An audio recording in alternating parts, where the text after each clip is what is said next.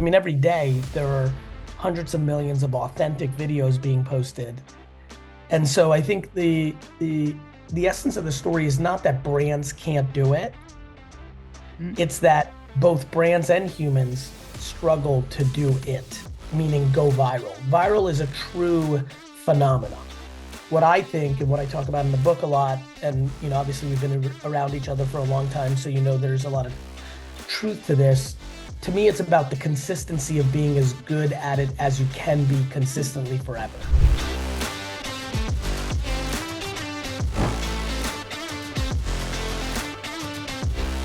So it's great to see you. I'll be seeing you in person, I hope, next month at VCon. Hey, I already booked everything, so I'm excited to see you there. So anyway, today I really want to talk to you about your book and also your upcoming book, the children's book as well. So let's start. So I'm still going through it. I haven't finished yet. But so far what I've read, I love it. And I wanted to ask you, because at the very beginning of in the introduction, actually, you talk about the ocean spray viral video. yes. But one thing I've noticed is that when people try to force this kind of video, it doesn't seem to work. What do you think about that? Because that was 100% organic. It was pretty much like an accident. Do you think it works when brands do this on purpose? I think they do. It does work. I mean, there's a Wingstop chicken wings, ranch dressing fountain, piece of creative that we did with them that has, 100 million views at this point. But I think to your point, it's hard, but it's also hard when people are doing it authentic too. I mean, every day there are hundreds of millions of authentic videos being posted. And so I think the essence of the story is not that brands can't do it.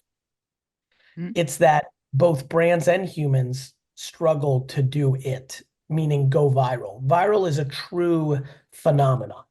What I think and what I talk about in the book a lot, and obviously we've been around each other for a long time, so there's a lot of truth to this.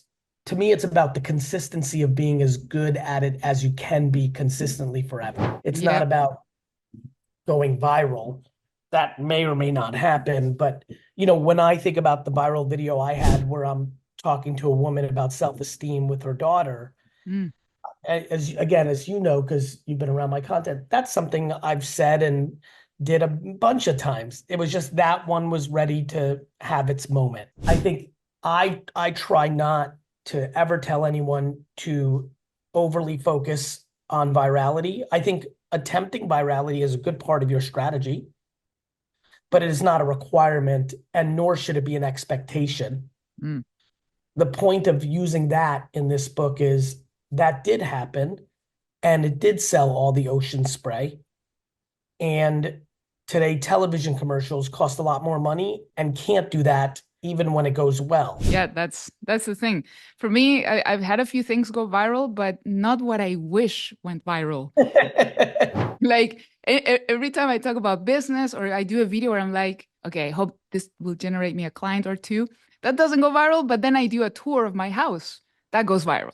It's like, I mean, that also sounds like there's also a lot of strategy to that. That sounds like a video that you may put on Instagram or TikTok. Whereas for me, if you want a client, that gets into getting good at LinkedIn and being okay with 50 views. See, this is where people get caught, Catalina. yeah. Like somebody would rather get 800 views on TikTok on a business video, not get a client, than get 25 views on Instagram, on LinkedIn, but maybe get one client. Mm. Mm. Right? So this is why I get so excited about LinkedIn. The mindset and the attention and the reason people are on LinkedIn is conducive to getting a client with few views. Whereas you could even go viral on a business post on TikTok and maybe still not get as many clients as just a solid video on LinkedIn. Totally. For me, that's YouTube. YouTube is where I get 400 views, 300 views, 500 views, but that gets me a client or two, right? Yep. But on Instagram, TikTok, I'm really bad at it, or Facebook. It would take way more views to get a prospect or somebody asking, "Hey, what do So you do? then, Can you help me?" yeah. So to me, then if that's the case, then you need to take a lot of your energy and get to a place on YouTube where you're getting 4,000 views instead of 500. Yeah. And so taking 50% of your energies on the other platforms and reallocating it to YouTube sounds like a very good strategy. Absolutely. Absolutely.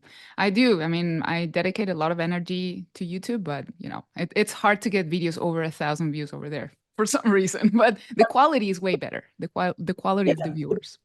Yeah, the question becomes, what are you trying to achieve? Yeah. And if you're trying to achieve clients, then you make views a very secondary thing. Exactly. Now, you talk a lot about underpriced attention, of course, and day trading attention. Right now, today, as we speak right now, where do you think the most underpriced attention is? I think LinkedIn for sure. Overall, I think Snapchat.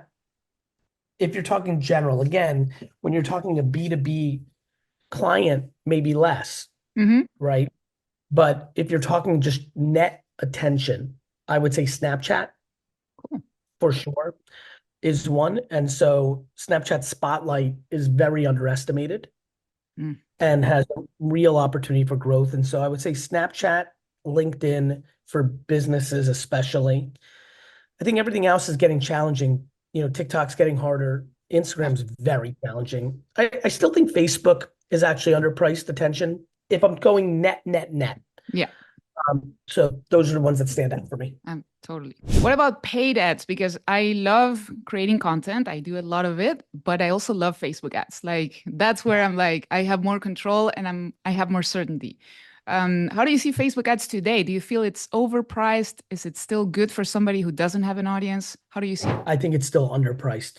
I think obviously the first part of this meeting and interview and podcast for everyone who's listening has been predominantly focused on organic reach.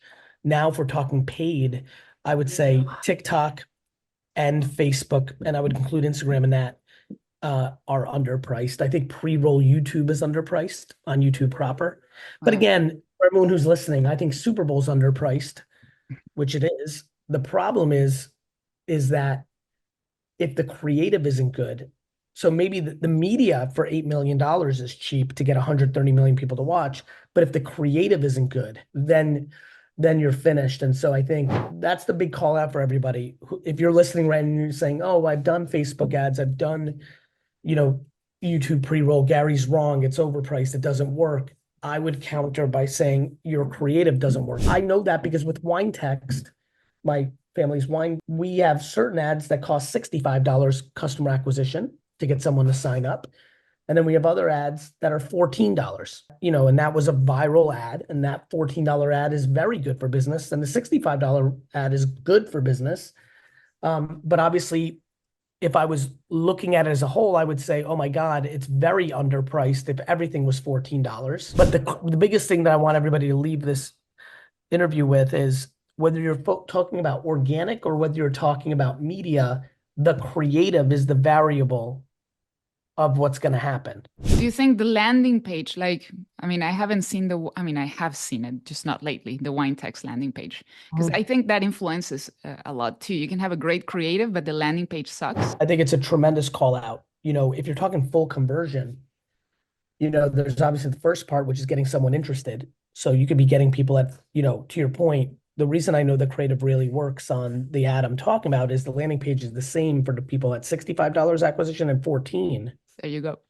So there you go, that the ad really made that happen. But to your point, tweaks on the landing page may drop both of them down from 65 to 40 and from 15 to $6. The landing page is another very important variable of conversion. So, look, all of it matters, right? Getting people to your store matters. And then your store doing a good job matters. And I think that's how I think about ads and landing pages. Absolutely. Now, another thing that I love is email marketing. It's another strategy I use a lot. And I know you use it. I know you've been using it for 2 decades plus. But people have been saying it's dead for a while. Like, oh, email marketing doesn't work. It's dead, blah, blah, blah. What's your take on email marketing right now, 2024? It's definitely not where it was in 1999 when I was in my prime. But I think it's crazy to think it's dead. I mean, television and newspaper and radio is not dead. Email is far from dead. You just have to be better. You have to provide more value. But there's a lot of value still in email marketing. It's also free. It's free to send it, right? Obviously, it's not free to build up the list. I think this becomes a game of you have to be way better, right? Like your email has to be better, your title has to be better, your first sentence has to be better, your design has to be better. But most of all, what you're providing in value needs to be better. Totally. That's the punchline. Yeah, that is the punchline. What is something that you didn't get to put in the book before it went to print that you wish? Like that. I already touched on one. I didn't talk about attempted virality in the book. Mm. And it's something I'm definitely pushing VaynerMedia more to do it. Yeah. It's something that I'd like to do a little bit more of as well as a personal brand. I haven't been able to get around to it. Like really trying to make a video that a lot of people see. It's kind of the opposite of my famous document, don't create. This is create with purpose to get the whole world to see it. Mm. And that requires a lot of talent. It requires a lot of thinking, a lot of energy, but I do think it's a good framework. It also allows people to be dramatically more creative, potentially more silly, and have a little more fun. I think there's something there. I think that has been something that's evolved in my repertoire, this attempted virality framework that unfortunately was something that I had an epiphany on after we went into publishing. So that I would say probably stands out the most, Kathleen. I love that. Now you have another book coming out for children. Yes. Meet Me in the Middle. How do you feel about this? Because that's the first, like this is your 7th business book, but your first children's. It's a totally new experience. I don't really know exactly what to fully expect. Obviously, and this because you're close to that community, it's a very big moment of expanding the IP of VeeFriends. Mm-hmm. Early indications, we've given them to some influencers and things of that nature, very positive response. But to your point, I knew that I wrote a good book with day trading attention. I knew it. I don't know that I wrote a good children's book. I tried. I'm excited about it, but I think it's going to be really interesting to see that play out. And so it's a really exciting thing because, back to what I was saying earlier with attempted virality, you don't get that many chances to try new things. And this is a very new thing for me, and I think it's got a shot. And I'm really excited about the feedback and all that. And so we'll see. We'll see. I'm definitely focused on it.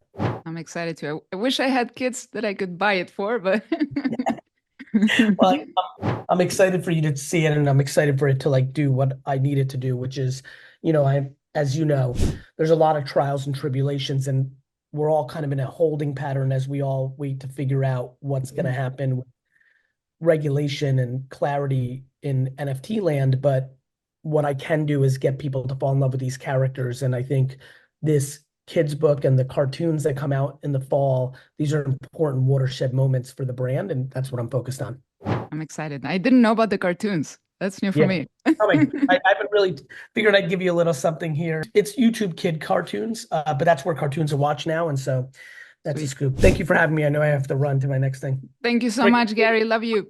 How are you? You good? I'm good. I hope to catch up again with you at VCon. I hope so. Talk soon. Thank you. Bye.